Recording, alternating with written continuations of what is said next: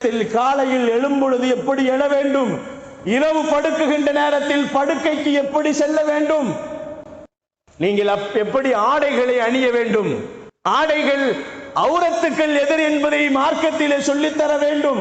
ஆண்களாக இருந்தாலும் பெண்களாக இருந்தாலும், ஆண் பிள்ளைகளுக்கும் பெண் பிள்ளைகளுக்கும் அவுரத்து மறைக்க வேண்டிய உறுப்புகள் இருக்கிறது என்பதை ஒவ்வொரு பெற்றோர்களும் தம் பிள்ளைகளுக்கு சொல்ல வேண்டிய கட்டாய கடப்பாடிலே நாம் இருக்குகிறோம்.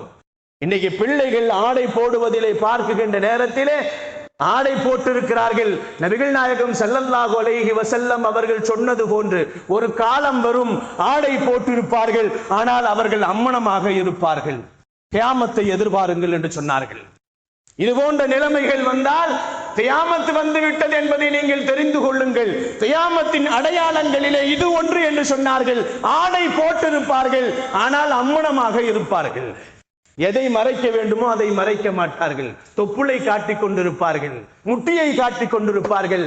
இன்றைக்கு ஆண் பிள்ளைகளாக இருந்தாலும் சரி, பெண் பிள்ளைகளாக இருந்தாலும் சரி, அது வீட்டிலே இருந்தாலும் சரி, வெளியிலே இருந்தாலும் சரி, அது வேறு வீட்டுக்கு சென்றாலும் சரி, நம் குடும்பத்திற்குள்ளே இருந்தாலும் சரி, இன்னைக்கு அரை டவுசரை போட்டுட்டு நம்ம அலைய விடுறோம் நம்ம பிள்ளைகளை.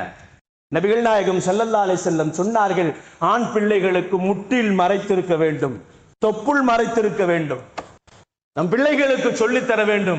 இன்னைக்கு சம்மருக்காக வேண்டி அவர்களுக்கு பர்மாடாஸ் எடுத்து கொடுக்கிறோம், நம்ம அவர்களுக்கு அரை டவுசர் எடுத்து கொடுக்கிறோம்.